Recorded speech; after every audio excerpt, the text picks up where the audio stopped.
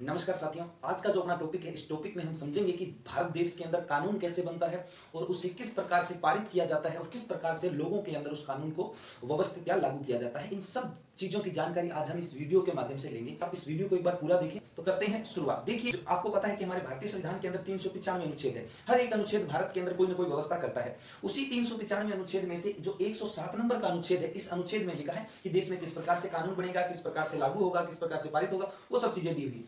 अब देखिए कानून कैसे बनता है। कानून बनाने के लिए बहुत सारी चीजें होती है। आपको पता है हमारे देश को चलाने के लिए बहुत सारे विभाग हैं और उन विभागों पे एक एक मंत्री बैठता है जो उस विभाग को संभालता है। उनसे जैसे विभाग की मैं बात करूं तो शिक्षा विभाग है, न्याय विभाग है, रक्षा विभाग, ये एक विभाग है। इनको संभालने के लिए एक मंत्री बैठता है, उसके पास पूरा होता है, पूरे देश का जिम्मा होता है। अब देश के अंदर से रक्षा मंत्री है तो रक्षा मंत्री का पूरा जिम्मा होगा कि किस प्रकार से देश को मजबूत किया जाता है, किस प्रकार से देश में से कोई गलत चीजें उनको हटाना होता है, वो सारा जिम्मा उसके पास होता है। तो वो उसको सुधारने के लिए नए कानून बना सकता है। ये हमारे संविधान के अंदर जिक्र दिया अनुच्छेद 107 में। मान लो कोई भी विभाग का मंत्री है, वो कोई कानून बनाना चाहता है। जैसे शिक्षा विभाग है, शिक्षा विभाग का कोई मंत्री नया कानून बनाना चाहेगा शिक्षा को लेकर कोई भी। अब वो नई कानून बनाना चाहेगा ना, तो वो सबसे पहले क्या करेगा, अपने घर पे बैठेगा या कहीं पर भी बैठेगा, जहां ऑफिस वगैरह होगा वहां बैठेगा और वहां पे क्या कानून बनाना चाहता है तो वो पूरी की पूरी 10 से 20 बातें लिखेगा। अब वो 10 से 20 बातें लिखने के बाद में वो सीधा का सीधा, आपको पता है जहां कानून वगैरह बनाया जाता है वहां जाएगा। एक कानून वाला जैसे ऐसे कोई रूम है, वहां जाएगा। और इस रूम मैंने ये इसलिए बनाया है क्योंकि इस रूम के अंदर वही लोग बैठते हैं जिन्हें कानून की जानकारी होती है, कानून किस प्रकार से बनाना है, कानून में कौन सा पॉइंट पहले कहाँ आएगा। तो यहाँ पे बड़े बड़े विद्वान बैठे होंगे। मंत्री ने अपने ऑफिस के अंदर 10-15 बातें लिखी और वो कहाँ ले गया, यहाँ ले गया जहाँ कानून का एक पर्चा होता है, एक प्रक्रिया होती है ना। आप जैसे घर से जाते हो, कहते हो मेरे को बुखार है, तो आप पर्ची पे लिख के जाओगे मुझे बुखार है, तो आप जाकर डॉक्टर को दोगे तो उसके अनुसार आपको दवाई नहीं देगा। वहां जाने के बाद एक अलग प्रक्रिया होगी, समझ में आ रही है। तो जैसे ही जाएगा उस रूम में तो वहां पे विद्वान, बड़े बड़े विद्वान बैठे होंगे, उनको अपनी 10 शर्तें देगा, कहेगा कि मुझे देश में नया कानून बनाना है।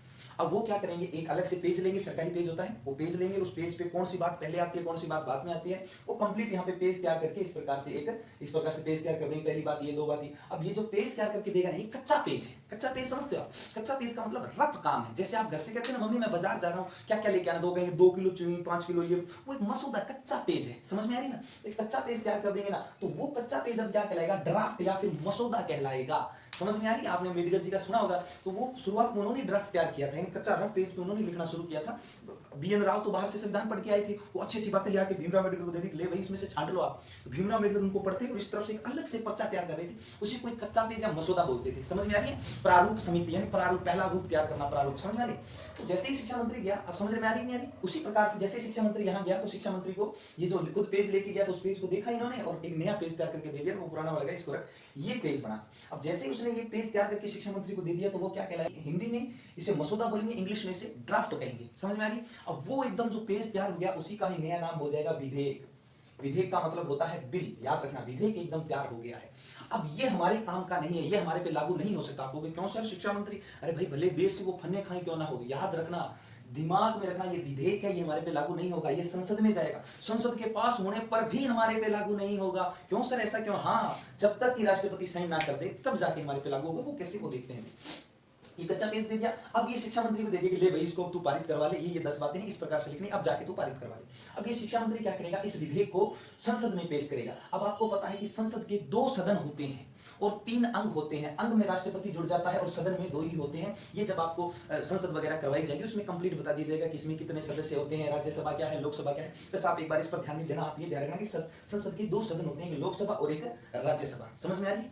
तो जो शिक्षा मंत्री यहाँ से विधेयक लेके आया था, वो अब जैसे लोकसभा में उसने पहले इसको प्रस्तुत किया जाएगा। प्रस्तुत का मतलब आपको पता है, लोकसभा के अंदर पक्ष और विपक्ष दोनों बैठे होंगे, है ना। पक्ष जिसकी वर्तमान में सरकार है, विपक्ष यानी जो विरोध में खड़ा है। जैसे दोनों पक्षों के अंदर ये प्रस्तुत किया जाएगा। अब प्रस्तुत करने के बाद में यह एक पक्ष वाले और ये होगा विपक्ष, दोनों प्रस्तुत करेंगे, बिल को पढ़ेंगे। उसके बाद में दोनों बहस करेंगे या फिर चर्चा करेंगे। वो कहेगा नहीं गलत है, वो कहेगा ये क्या कानून है, ये वो, अलग अलग प्रकार के विचार रखेंगे। तुम्हारे फिर यहाँ जो लोकसभा का अध्यक्ष होगा वो कहेगा भाई बात सुनो, तुम लड़ो मत, ये जूते जाते फेंकने बंद करो और तुम एक काम करो, मतदान कर लो, वोटिंग कर लो, पास हो जाएगा तो ठीक है, क्यों रोड़ो मचान लग रहे होते। समझ में आ रही? तो फिर क्या होगा, मतदान होगा। अब उसका एक बहुमत रखेगा, उतने बहुमत से अगर वो पास हो गया तो वो क्या हो जाएगा, पारित हो जाएगा। क्या सर अब हमारे लिए काम का नहीं? अभी भी हमारे लिए काम का नहीं है। तो सर कैसे? बिल्कुल, अब इस पारित हुए विधेयक को लोकसभा से राज्यसभा में भेजा जाएगा। अब राज्यसभा में भी वही प्रक्रिया होगी, प्रस्तुत होगा, चर्चा होगी, मतदान होगा, पारित होगा। अब जैसे ही पारित हो जाएगा, उसके बाद में अब ये विधेयक क्या हो गया, बिल हो गया। याद रखना, अब बन गया बिल। अभी भी हमारे काम का नहीं है, क्यों सर? बिल्कुल ध्यान रखना, कोई भी कानून बनेगा तो उसको पहले लोकसभा और राज्यसभा में पारित होना पड़ेगा। होने के बाद भी हमारे काम का नहीं, क्योंकि अभी बिल बन चुका है। अब इसको राष्ट्रपति के पास भेज दिया जाएगा और राष्ट्रपति अनुच्छेद 111 के तहत जैसे ही ये जो बिल भेजा था इस पर साइन करेगा तो वही बिल अब क्या बन जाएगा? एक्ट बन जाएगा। एक्ट का मतलब होता है कानून बन जाएगा। अब हमारे काम का ये है, नहीं कि हमारे काम का ये था। एक्ट बनने के बाद में उस एक्ट को पत्रकार, न्यूज, पुलिस, प्रशासनिक अधिकारी ये सब क्या करेंगे? पूरे देश में उसे लागू करवाने का काम करेंगे। समझ में आ रही कि नहीं आ रही? तो उम्मीद करता हूं कि आप देश में कानून कैसे बनता है, कैसे पारित होता है, ये समझ गए होंगे। अब कुछ बातें और हैं जो एग्जाम की दृष्टि से इंपॉर्टेंट है और आपकी समझ की दृष्टि से भी इंपॉर्टेंट है। कैसे? तो समझो, जैसे विधेयक का मतलब क्या होता है? कोई नया कानून बनाने के लिए बिल लेके आना, वो चीज लोकसभा ले आई थी, राज्यसभा। लेकिन संविधान के अंदर कुछ चीजें ऐसी हैं या कुछ विधेयक ऐसे हैं जो केवल लोकसभा ले आ सकते हैं और कुछ विधेयक ऐसे हैं जो केवल राज्यसभा ले आ सकते हैं ना। तो पहले हम देखेंगे कि लोकसभा कौन सा विधेयक ले आ सकता है, वो देखते हैं। तो मैंने ऊपर यहाँ पे लिख दिया है आपको। तो लोकसभा धन विधेयक है, ये केवल लोकसभा ले आ सकती है, राज्यसभा नहीं ले आ सकती। समझ में आ रही है? अब धन विधेयक क्या होता है ये आपको अलग से समझाएंगे। बजट का जो विधेयक होता है वो भी केवल लोकसभा ले आ सकती है, राज्यसभा नहीं ले आ सकती। तीसरा कौन सा है? वित्त विधेयक। विधेयक दो प्रकार के होते हैं, एक फर्स्ट और एक सेकंड। जो फर्स्ट वाला होता है ना वो केवल लोकसभा लेके आएगी, सेकंड वाला कोई भी ले आ सकता है। समझ में आ गई? अब ये जो विधेयक है ये केवल लोकसभा ले आ सकते हैं। अब बताता हूं कि केवल राज्यसभा ले आ सकती है। राज्यसभा तो ध्यान रखना, अखिल भारतीयों के जो भी नियम कानून या विधेयक आएगा वो केवल राज्यसभा ले आ सकती है। तो ना राज्य सूची के अंदर अगर कोई बढ़ोतरी करनी है, घटोतरी करनी है, या राज्य सूची में कोई दिक्कत है, कोई हटाना है, जोड़ना है, वो अगर विधेयक कोई संसद में लेके आएगा तो राज्यसभा। तीसरा ध्यान रखना, उपराष्ट्रपति को अगर हटाना है, उपराष्ट्रपति को हटाना कहलाया जाता है महाभियोग।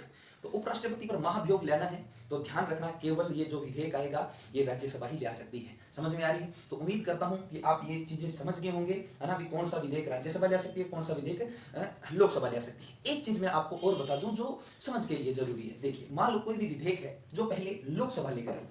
अब लोकसभा का कार्यकाल आपको पता है 5 साल का होता है, और मान लो ये कोई विधेयक लेकर आई और इन्होंने पारित भी कर दिया लोकसभा ने। पारित करने के बाद में अब आपको पता है राज्यसभा से भी पारित करवाना होगा। जैसे ये राज्यसभा में भेजा तो 10 या 12 दिन बाद में क्या हुआ कि ये वाला लोकसभा रद्द हो गया, या फिर सरकार गिर गई, या फिर इनका समय कार्य पूरा हो गया, क्योंकि पता है 5 साल के लिए होता है। अब क्या होगा इस विधेयक का? सर ये तो इन्होंने पारित कर दिया, तो अब जो नई सरकार आएगी वो इस विधेयक को दोबारा पारित करेगी या फिर वही चलेगा? तो ध्यान रखना, जो ये लोकसभा विधेयक लेकर गई थी ये रद्द हो जाएगा। अब जो नई लोकसभा आएगी अब वो नया विधेयक लेकर आएगी। समझ में आ रही? लेकिन राज्यसभा में इसका उल्टा होता है। कैसे? मान लो कोई विधेयक राज्यसभा लेकर आई और राज्यसभा में पारित हो गया।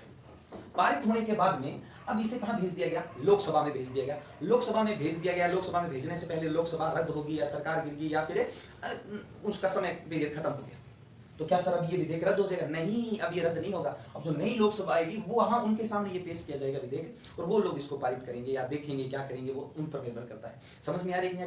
क्योंकि आपको पता है राज्यसभा स्थायी सदन होता है और ये अस्थायी सदन होता है। ये 5-5 साल बाद में यहाँ पे नए लोग आते हैं, यहाँ पर 5-5 साल बाद नए लोग नहीं आते। लंबा कार्यकाल होता है, 6 साल तक एक बंदा यहाँ काम करता है। ये जब आपको पढ़ाएंगे लोकसभा राज्यसभा तब आपको पता चलेगा। तो मैं ये उम्मीद करता हूँ कि देश में किस प्रकार से कानून बना, कौन सा विधेयक पहले राज्यसभा लाती है या लोकसभा लाती है, और ये भी समझ गए होंगे कि आपको कि कौन सा रद्द हो जाता है, कौन सा नहीं हो जाता। तो वीडियो अगर अच्छा लगा हो तो वीडियो को शेयर करें, सब्सक्राइब करें। जय हिंद, जय भारत।